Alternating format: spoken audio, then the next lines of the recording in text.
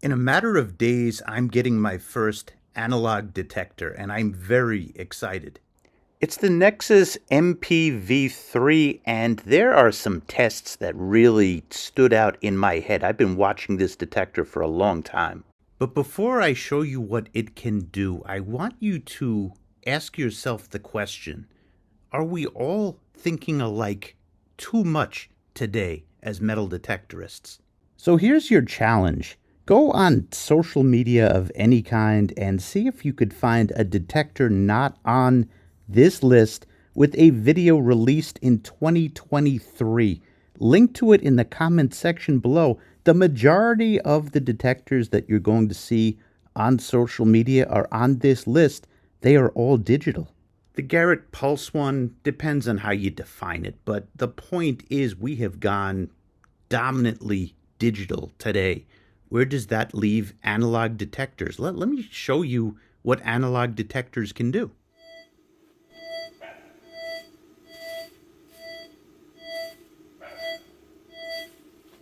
You're about to see an absolute crater made by a 13-inch coil. Nothing in the dirt.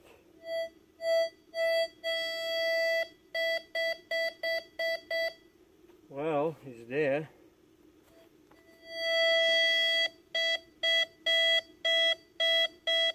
It appears to be a coin, a large one.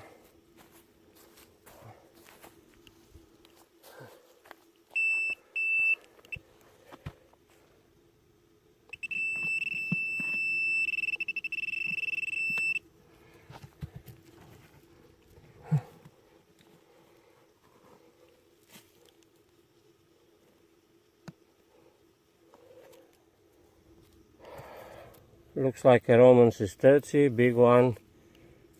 Let me see how big is this coin. Well, 30 to 3 millimeters. And the coin was uncovered on, let's see what depth.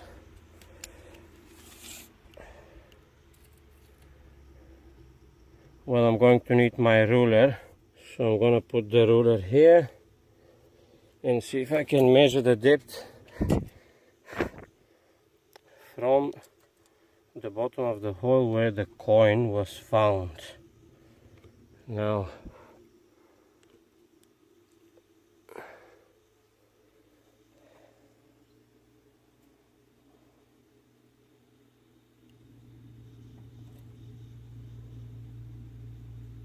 looks like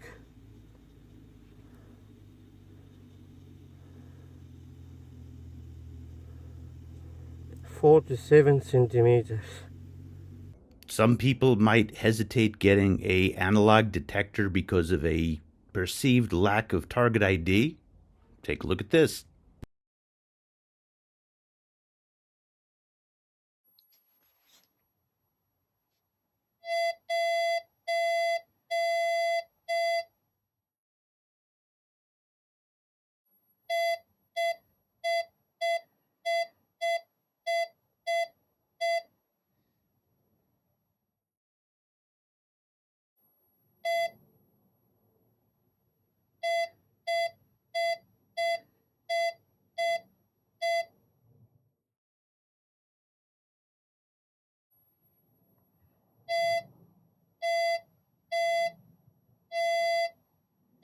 Now, there's more that I'm going to show you with the Nexus, but there's two videos that I recently saw that speak on the value of analog metal detectors.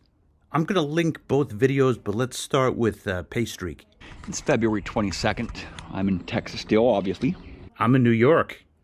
I'm going to talk about the relevancy of analog metal detectors in today's modern era of metal detecting. So the other day I was heading out of town on an adventure, on a pretty much an exploration trip on some new playgrounds and some schools I've never been to. I'm about 25-30 miles out of town here. So I was heading out and I saw a guy metal detecting down at a school that I've been hunting for the last couple weeks. So we talked for a minute or so and we decided to hunt together out of town.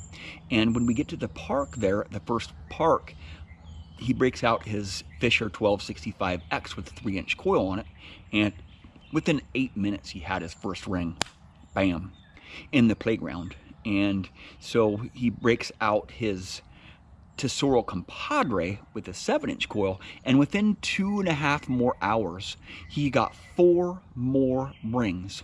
Now, I linked to this video, and this story will continue, but one of the things that I've heard about analog detectors is you could tell a lot more from the sounds. 4 rings in a park is not a normal occurrence. If you think about it, digital signals, you get digital responses. In other words, if you get the number 72 and you have a Minelab programmed to full tones, 100 tones, you're going to get a specific response for that 72.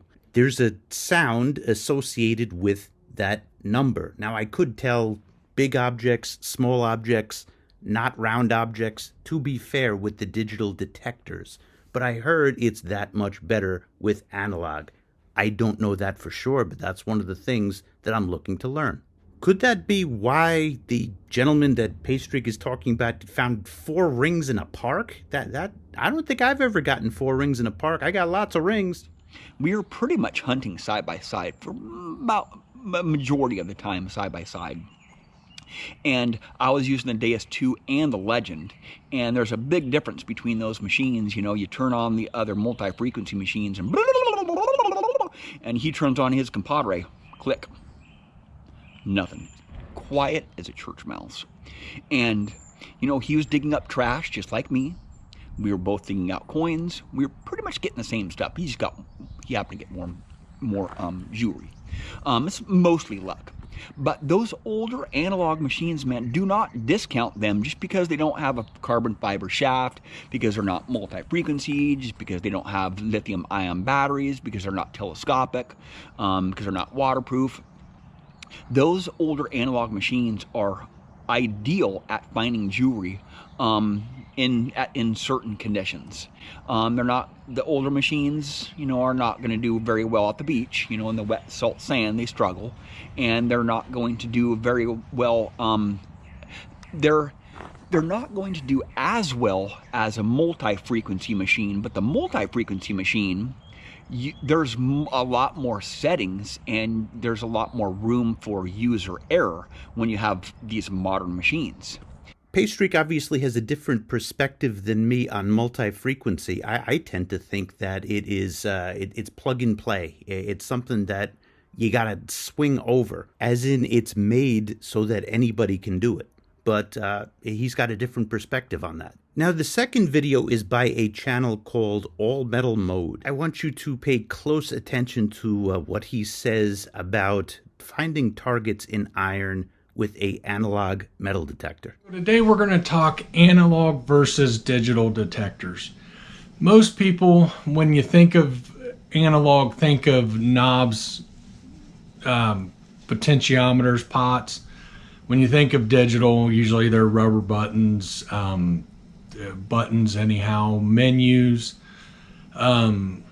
digital readout, that kind of thing. And so most people in the metal detecting community are aware and use digital detectors. And most people, very few people anymore, it's less and less, are familiar with analog detectors.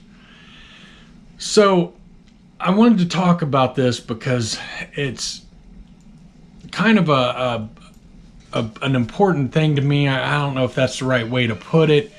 I guess it amazes me all the time I have on detectors and analog and between analog and digital, and that when I'm hunting in farm fields in Ohio, Midwest, where there's little to no modern trash and iron is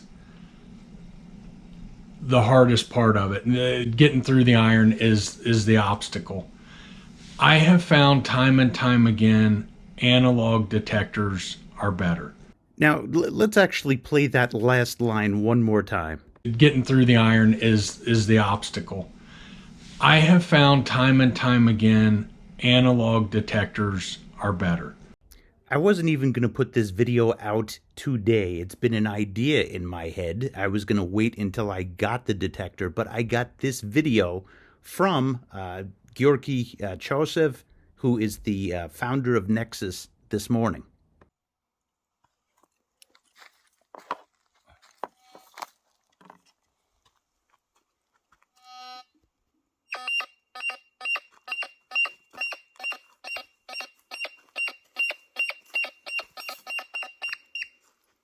And now Georgy's about to show off.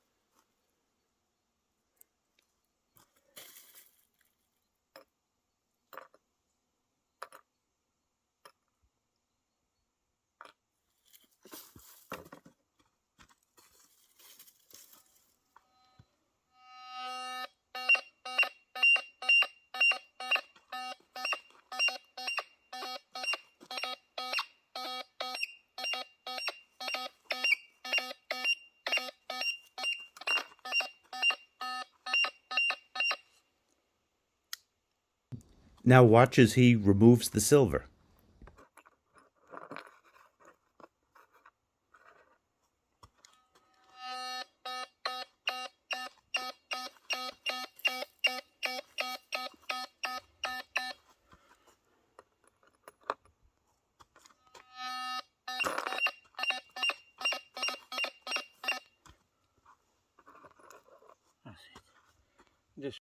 Again, I ask you, do we use group logic too much? Does it limit our worldview? Tesoro was the big analog company in the United States. They're now out of business, went out of business a year or so ago. But people dismiss them. They're old technology, right? It's old technology. Tesoros look like kids' toys. They do. I'll tell you, the first time I ever saw one, it almost made me laugh. But when you're working in heavy iron, I've never found anything that works better. As I understand it, all detectors are derived from the principle of induction balance, and that's been around since the 1800s. I suppose I have become a metal detector collector. I mean, it rhymes. And there's a different feel to each detector and perhaps an environment that the detector can thrive in. What do I hope to get out of this? Well, one, an education on analog detectors. I really can't speak on analog detectors until now. There's a balancing that I'm going to have to learn manually that digital detectors do for us. And I'll leave you with one concept to think about after this video. If we are all using the same thing, the same detectors, what are we missing? There are companies out there that are trying to innovate in a different way.